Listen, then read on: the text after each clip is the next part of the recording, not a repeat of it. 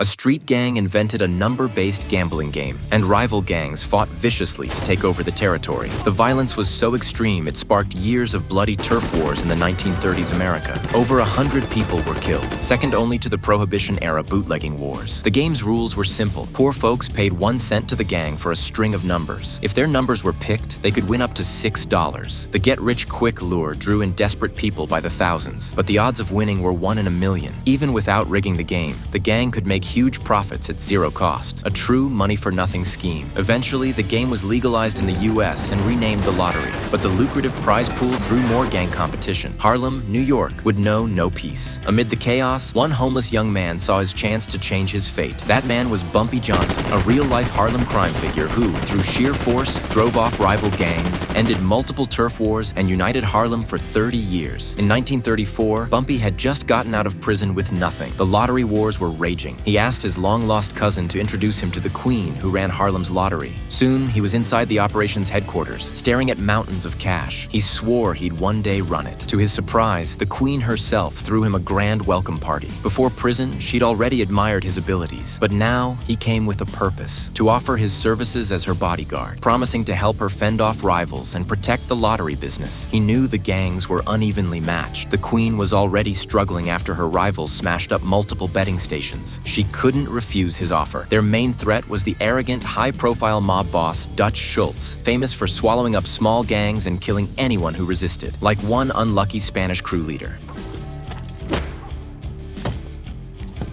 The day came for the queen to meet Dutch. He demanded half the profits from all Harlem lottery operations. She refused. In response, he pulled out an item taken from that murdered Spaniard. He really does have big fucking balls.